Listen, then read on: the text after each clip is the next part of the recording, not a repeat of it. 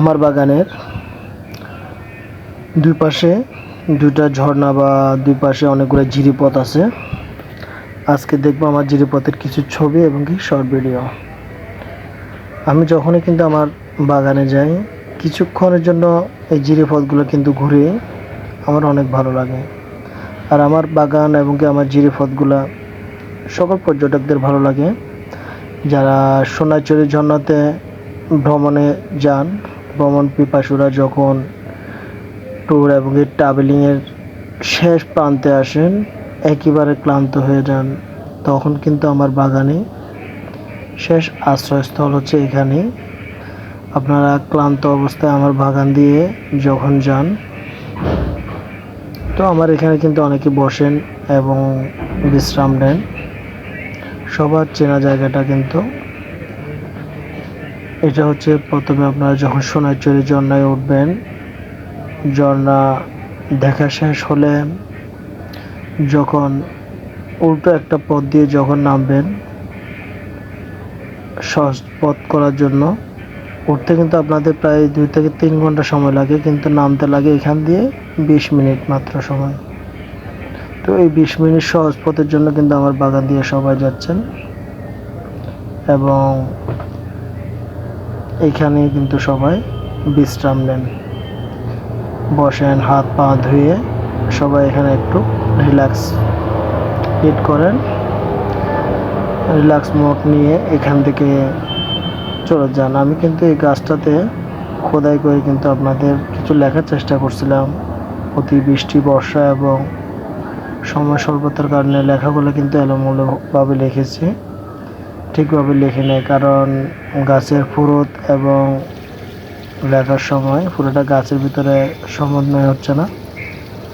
এর জন্যই যাই লেখার এতটুকু লিখলাম সংক্ষেপে, কিন্তু যারা শিক্ষিত মানুষ অবশ্যই বুঝবেন। এখানে লেখার উদ্দেশ্য হচ্ছে একটাই, এখানে যারা বাগানি বা আমার মতো যারা বাগান করে একটা গাছের পিছনে অনেক সময় নষ্ট করে, 2 বছর, 3 বছর, 10 বছর, 20 বছর। এখন দেখা যাচ্ছে আপনারা সেই গাছগুলোকে টেনে হেঁচড়ে ভেঙে ফেলতেছেন, উপড়ে ফেলতেছেন, অনেক প্রকার ক্ষতির মানে শেষ নাই ক্ষতি করতেছেন। আপনি আসছেন আনন্দ করার জন্য, কিন্তু আপনার আনন্দের কারণে যদি অন্য কারো ক্ষতি হয়, এটা আপনার কেমন লাগে আমি জানি না। আপনি যদি বিবেকবান মানুষ হন, আপনার যদি সামান্য পর্যন্ত জ্ঞান থাকে বা সচেতনতা থাকে, কারো ক্ষতি করার চিন্তা আপনার কখনো মাথায় থাকবে না। কিন্তু এখানে দেখা যাচ্ছে অনেক পর্যটক তারা বাগানীদের অনেক ক্ষতি করতেছেন, গাছ উপড়ে ফেলতেছেন, আপনাদের ইচ্ছা মতো চলাফেরা করতেছেন। আপনাদের সৌন্দর্যের জন্য আমি দুপাশে অনেকগুলো ফুল গাছ রোপণ করেছিলাম। অনেকে দেখা যাচ্ছে সে ফুল গাছগুলো সব উপড়ে নিয়ে চলে যাচ্ছে, কেন এটা আমি জানি না। বা এই ফুল গাছগুলো কিন্তু হাইওয়ে বা বিভিন্ন জায়গায় কৃষ্ণচূড়া গাছগুলো অ্যাভেলেবেল। দেখা যায় একটা গাছের দাম বেশি হবে না, 10-20 টাকা বা 50 টাকার ভিতরে এই গাছগুলো পাওয়া যায়।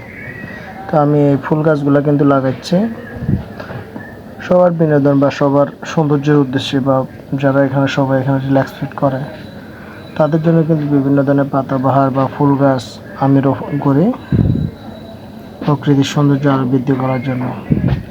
কিন্তু আপনারা কিছু মানুষ আছে সেই সৌন্দর্যটাকে তাদের পছন্দ হয় না, তারা নষ্ট করে ফেলে।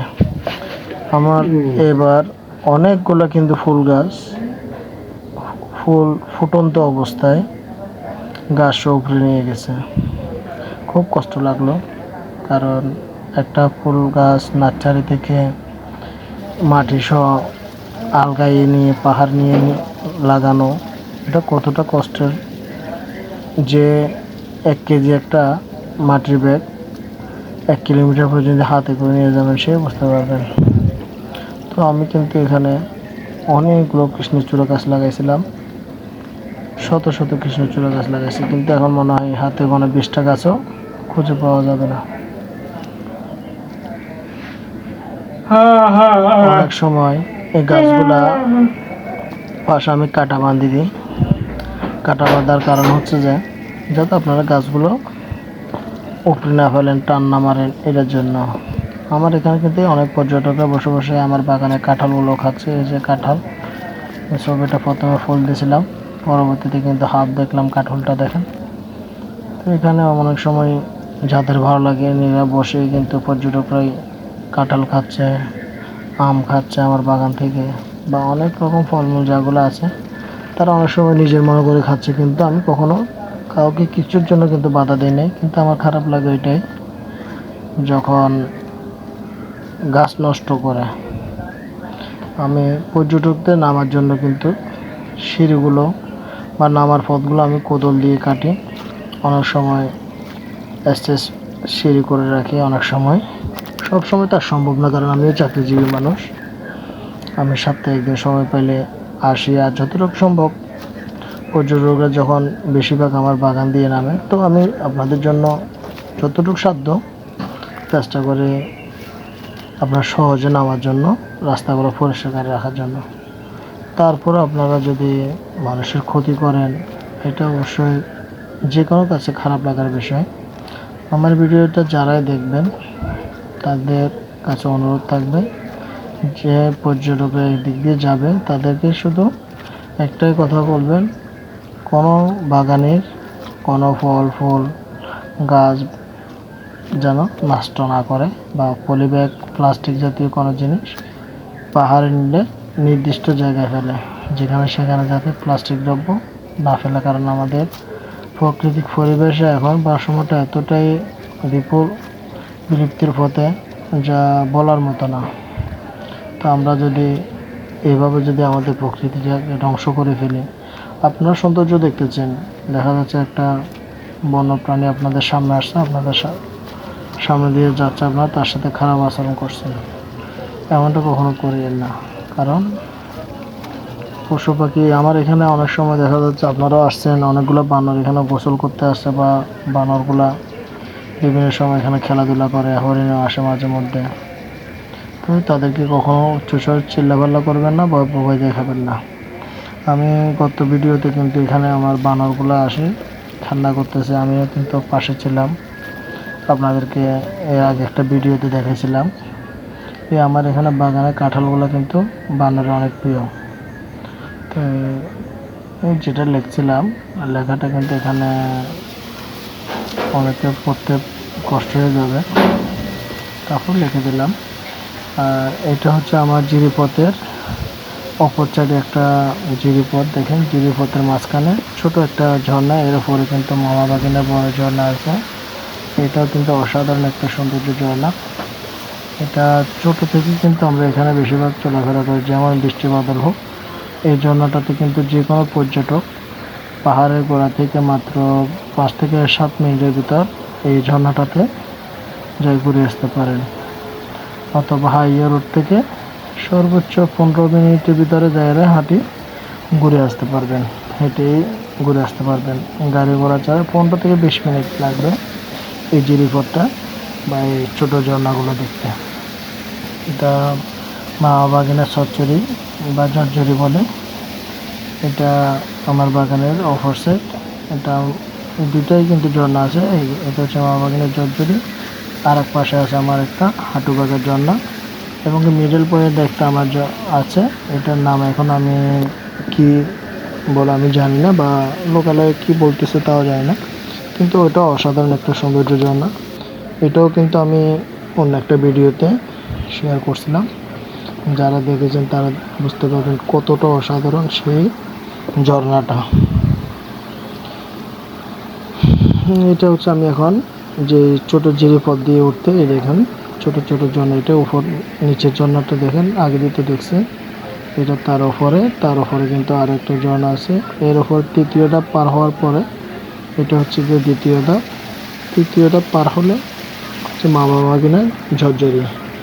এই মা বাগিনার ঝরঝরি নিয়ে অনেক হিস্টোরি আছে। আগে এখান থেকে অনেক মানুষ এখানে আসতো, ঘুরতে যেত। এখানে আবার যারা আসেন, একটা কথাই বলি, আপনার হলিডে বা বিভিন্ন ধর্মীয় যে দিনগুলো আছে ওই দিনগুলোতে আসলে, যেমন শুক্রবার, সোমবার বা শনিবার বা রবিবার খ্রিস্টান ধর্মীয়দের জন্য গুরুত্বপূর্ণ একটা দিন। এই দিনগুলোতে যারা এখানে আসবেন, আপনারা পাহাড়ের কিছু প্রকৃতির সাথে কিছু অলি আল্লাহ বা বিভিন্ন ধরনের ভালো কিছু এখানে বসবাস করে। ভালো, যাই হোক, এটা আমি কীভাবে বলবো আমি বুঝতেছি না, কিন্তু এখানে ভালো কিছু জিনিস আমাদের এখানে থাকে। আর তাই এখানে খারাপ কোনো কিছু করার চিন্তা ভাবনা করবেন না। পাহাড়ের প্রকৃতি থেকে অশ্লীলতায় লিপ্ত করবেন না, তাহলে আপনাদের জন্য বিপর্যয় আসতে পারে।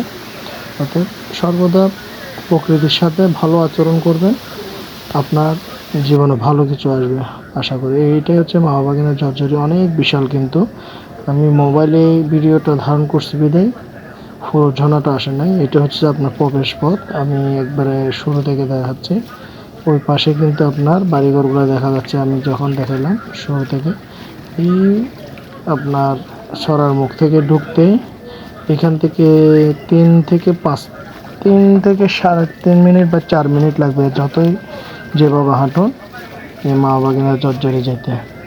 তো এটা ছোট বাচ্চাদেরকে নিয়েও কিন্তু এখানে ঘুরে আসা যায়। এখানে কোনো আপনার উঁচু নিচু নেই, এটা যেভাবে দেখতেছেন সমান, এরকম সমান রাস্তার মতোই, নিচে কোনো কাদা বালিয়ে নেই তেমন বেশি। এই ছোট ছোট পাথর আছে, আরামসে কিন্তু আপনারা পুরো ফ্যামিলি নিয়ে কিন্তু এখানে আসে ঘুরে যেতে পারবেন। এখানে আসার জন্য তত কোনো আপনাদের পরিশ্রম বা ট্রাভেলিং বা ভয়ঙ্কর কোনো কিছুর জন্য ভুগতে হবে না। এটা ঠিক একেবারে এরকম সমতল একটা জায়গা দিয়ে যাবেন। সর্বোচ্চ পাহাড়ের গোড়া থেকে 9 মিনিট, আর এখানে চড়ার মুখ থেকে হলে 5 মিনিট 3 মিনিট এরকমই বেশিরভাগ সময় লাগে। এরকম সমান জায়গা দেখেন, এই সমান জায়গা দিয়ে কিন্তু আপনারা পুরো পরিবার নিয়ে কিন্তু আসে ঘুরে যেতে পারেন বর্ষাকালে। আর বর্ষাকাল ছাড়া কিন্তু ঝর্নার প্রেশারটা কম থাকে বা ততটুকু সৌন্দর্য অনুভব হয় না, অনুভূতিটা খুব কম থাকে। অতএব এখানে যখন ভালো বৃষ্টি হবে, আপনারা যারা সোনাইচুরি যাওয়ার জন্য ট্রাভেলিংয়ের জন্য প্রস্তুতি নিয়ে আসবেন, দেখা যাচ্ছে যে পাহাড়ি ঢল বা চাপের কারণে যাচ্ছেন না বা যেতে পারতেছেন না, তখন আপনাদের জন্য একটা রিকোয়েস্ট থাকবে, ঠিক এখান থেকে আপনারা ঘুরে যান। আপনাদের যে টাকাটা খরচ করে আসবেন এটা কখনো বিফলে যাবে না। এখানে ঘুরে গেলে কিন্তু আপনাদের টাকাটাই উসুল হবে। যদি যারা দূর থেকে আসেন, ঢাকা থেকে বা অনেক দূর থেকে আসেন, তারা আপনারা হতাশ হওয়ার কোনো কারণ নেই। এটা হচ্ছে আমার বাগানের প্রথম ওঠার রাস্তা, আর একটা ঝর্নার পাশ দিয়ে ওঠার জায়গা। তো যখন এদিক দিয়ে পাহাড়ি বেশি বৃষ্টিপাত হয়, এই রাস্তাটা কিন্তু পিছলা হয়ে যায়, তখন পর্যটকরাও কিন্তু এদিক দিয়ে নামতে পারে না। তখন তাদের জন্য বিকল্প রাস্তা হচ্ছে যে ঝর্নার পাশ দিয়ে আরেকটা আছে, সহজ রাস্তা হতে পারে। পর্যটকরা অনেকরা ওইটা চেনে না বিদায় এরা এদিক দিয়ে নামে। তো এদিক দিয়ে নামার কারণে অনেকে একটু আঘাত খায় বা পরে তরে যাওয়ার সম্ভাবনা থাকে। অনেকে অনেক অ্যাক্সিডেন্ট হয় যখন বর্ষাকালে, এখানে অনেক পিছলে হয়ে যায়। যারা পাহাড়ে, তাদেরও কিন্তু ওই দিক দিয়ে উঠতে অনেক কষ্ট হয়ে যায়। তো তারা সহজ পথটা অনেক সময় 2-1 চিনলে ওই দিক দিয়ে আসে না, কেন আসে না জানি না। তো এটা হচ্ছে দেখুন একেবারে সহজ পথ, একবারে সমান, এখানে কোনো উঁচু নিচু বা কোনো, বাচ্চারাও কিন্তু এখান থেকে যায় ঘুরে আসতে পারবে, একেবারেই সমান পথ। তো জানি না, আমি হয়তো কথা বলতেছি, আমার কথাগুলোর রেকর্ডিং কেমন হচ্ছে, অবশ্যই ভালো হওয়ার কথা না, কারণ আমি প্রফেশনালভাবে কখনো রেকর্ডিং করি নাই। তো যতটুকু পারলাম আমি আপনাদেরকে সহজভাবে রাস্তাটা দেখিয়ে দেওয়ার জন্য করলাম, বা আমার বাগানের জিরিপথগুলো আমার কাছে অবশ্য ভালো লাগে, আপনাদের কাছে কেমন লাগে জানি না। এগুলো হচ্ছে সেই জিরিপথগুলো যেখানে আপনারা আসলে মনোমুগ্ধ হয়ে যাবেন, অসম্ভব আমার সুন্দর লাগে। আমি প্রতি সপ্তাহে একবার হলে আমি এখানে যাই, ঘুরে আসি, বা নিজের বাগানে আমি ঘুরে আসি। প্রতি সপ্তাহে আমি 1 ঘন্টার জন্য হলে এখানে আসবো, আসে আমি ঘুরে যাব, ঘুরে যাওয়ার পর অন্য কাজ। আমি একেবারেই ভিডিওটা এমনভাবে করছি যাতে আপনাদের ভালো লাগে। এখানে আমি জিরিপথের ভিডিও হচ্ছে মাত্র 3 মিনিট বা 3.5 মিনিট, আর বাকিটা হচ্ছে আমার ঝর্ণা বা আমার বাগানের অন্য জিরিপথ। এটা হচ্ছে আপনার মা বাবা কিনা ঝরঝরিতে আমি যাচ্ছি, যেটা আপনাদের বললাম 3 বা 5 মিনিট সময় নিয়ে আপনারা যেটা একটা ঝর্ণা বা ঝিরঝিরি আপনারা অনুভব করতে পারবেন, সেটা কিন্তু এটাই দিচ্ছে। তো বাকিগুলো অন্য কিছু কথা আছে আপনার আমার ভিডিওটা স্কিপিং হওয়ার কারণ হচ্ছে এখানে একটা ভয়ঙ্কর জিনিস ছিল, যেটা হচ্ছে যে আপনার ভয়ঙ্কর বলতে আপনাদের ভয় পাওয়ার কারণে এখানে হচ্ছে যে দেখুন আমি ভিডিও করতেছি, এখানে একটা খুদে বললা, আপনারা কি বললা জানি না, ছোট ছোট বললা আছে কিছু, বললা একটা বাসা ছিল এখানে। এই বাসাটা থাকার কারণে আমি তো খেয়াল করি নাই, মাথাটা বাসার ভিতরে মারি দিলাম। মাথায় যখন বাসাটায় সাথে ধাক্কা খাইলো, আমার মুখ তো কিন্তু অন্ধকার করে ফেলে বললার কামড়ের কারণে, পুরো মুখটা কিন্তু আমার ফসকায় ফেলছে ফুলাই। এইটাই হচ্ছে যে মা বাবা কিনার ঝরঝরিতে ওঠা প্রথম ধাপ।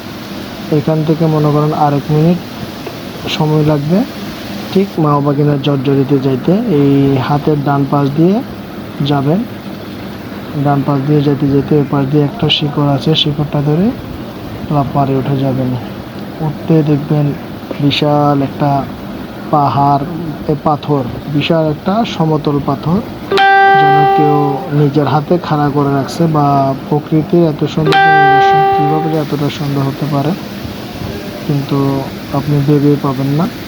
এটা না, এটা হচ্ছে যে আপনার নিচে ঝরঝরি ছোট ঝর্ণা, এই পাশ দিয়ে উঠবেন, এই পাশ দিয়ে উঠতে পারবেন, এই পাশ দিয়ে উঠতে পারবেন, অতদূর দূরে দিন আছে এইখান দিয়ে উঠবেন। এখান দিয়ে একটা শিকড় আছে, এই শিকড়টা ধরে লাফ মারে উপরের দিকে উঠে যাবেন। ছোট বাচ্চারাও কিন্তু এখান দিয়ে উঠে যেতে পারবে, এটা তেমন কোনো টেলিং বা ক্রিটিক্যাল কোনো ইয়ে না, খুব ইজিলিভাবে এই পাশ দিয়ে আমি উঠে যাচ্ছি, মোবাইলে হাতে ভিডিও করে করে উঠে যাচ্ছে। এখান থেকে ওঠার পরে এই দেখবেন মামা বাগিনার ঝরঝরিটা অসম্ভব সুন্দর, অসম্ভব সুন্দর। আপনারা যদি আসেন দেখতে পারবেন। আমি পুরো ঈদের সময়টা কিন্তু বেশিরভাগ সময় এখানে কাটাইছি। শুধু আপনাদের যারা যাবেন তাদের জন্য রাস্তাঘাট পরিষ্কারের কাজ করলাম, বা নিজের বাগানে কিছু গাছ লাগাইলাম। আর আমি প্রতি বছর কিন্তু বর্ষাকাল আসলে গাছ লাগানোর জন্য একটা প্রোগ্রাম নিই বা উদ্যোগ নিই। তো অনেকগুলো সরকারিভাবে চারা পায়, বা অনেক সময় অনেকগুলো এনজিও আছে, যেমন আপনার বিভিন্ন এনজিও থেকে কিছু চারা পায়। তো তাদের ভিতরে কিছু ভালো পড়ে বা কিছু খারাপ পড়ে, তো সরকারি চারাও পায়, কিন্তু এগুলো লাগায়। প্রতি বছর আমি কমপক্ষে 5,000 চারা লাগানোর উদ্যোগ নিই। তো গত বছর লাগাইছিলাম প্রায় 4,500 মতো লাগাইছিলাম। এবছর লাগাইছি বেশিরভাগ কাঁঠাল গাছ, আর অন্যান্য গাছ লাগাইনি। গত বছর কপি, পেয়ারা, আম, কাঁঠাল, তারপর কাউ, লটকন, সুপারি ইত্যাদি মনে করেন প্রায় 4,500 উপর চারা লাগাইছি। এবছর একটু কম লাগাইছি। তো বেশিরভাগ সময় আপনার বাগানে প্রচুর পরিমাণ কাঁঠাল ছিল। এই কাঁঠালগুলা আনা নেওয়া বা এগুলো নিয়ে পরিচর্যা করতে করতে মোটামুটি সময় দিতে পারিনি। তো যার কারণে এবছর শুধু কাঁঠাল গাছ লাগাইছি, প্রায় 3700 প্লাস কাঁঠাল গাছের বিচি রোপণ করলাম, এবং চারা দুটা মিলে। তো আগামী বছর বোঝা যাবে বাগানের সৌন্দর্যটা আরও সুন্দর হবে। আপনারা যখন এই দিক দিয়ে যাবেন অবশ্যই দেখবেন। তো সবার কাছে একটাই রিকোয়েস্ট থাকবে, রিকোয়েস্টটা হলো আপনারা বাগানের মাঝে দিয়ে যখন যাবেন কোনো ফুল গাছ বা কোনো প্রকার গাছ আপনারা নষ্ট করিয়েন না। খুব কষ্ট লাগে যখন আপনারা গাছগুলা নষ্ট করে ফেলেন, গাছগুলা উফরে ধরে আপনারা নামেন। জানি না আপনাদের কেমন লাগে। একটা বাগানে একটা আমার কফি গাছ যেগুলো ধরে ধরে আপনারা নষ্ট করতেছেন, প্রতিটা কফি গাছের বয়স 3 বছর। দেখেন 3 বছরে একটা কাঁঠাল গাছে কিন্তু কাঁঠালও ধরে ফেলে, আর একটা কফি গাছ 3 বছরে মাত্র 2 হাত পরিমাণ হয়েছে। এই গাছগুলো আমি ছবি আপনাদেরকে দিই নাই, আমি ভিডিও শেষে একটা কফি গাছের ছবি দেবো। এই গাছগুলো হচ্ছে কফি গাছ, আপনারা চিনবেন। ওই গাছগুলো কখন আপনারা নষ্ট করিয়েন না, কারণ আমি একটা এনজিও থেকে অনেক কষ্ট করে 450 গাছ নিয়েছিলাম। 450 থেকে 50 পিস গাছ মারা গেছে, এখন মাত্র 400 পিসের মতো গাছ আছে। তো আপনাদেরকে অনুরোধ একটাই করব, আপনারা প্রকৃতি পরিবেশ ও কোনো কিছু নষ্ট করার চেষ্টা করবেন না। Okay, thanks for watching my video, thank you, thanks for so much. আর যদি ভিডিওটা কারো কাছে ভালো লাগে অবশ্যই লাইকস, কমেন্টস এবং শেয়ার করবেন। আমি ভিডিও শেষে অবশ্যই, এটা হচ্ছে আপনার এই শেখ খুদেবুল্লাহ যেটার কথা বলছিলাম, এটা হচ্ছে শেখ খুদেবুল্লাহ। মাথার সাথে লাগানোর সাথে সাথে আমাকে কিন্তু মুখ টুক ফসকাই গেছিলো কামড়াই। ওকে, আল্লাহ হাফেজ। নেক্সট কোন ভিডিওতে আপনাদের সাথে আবার কথা হবে।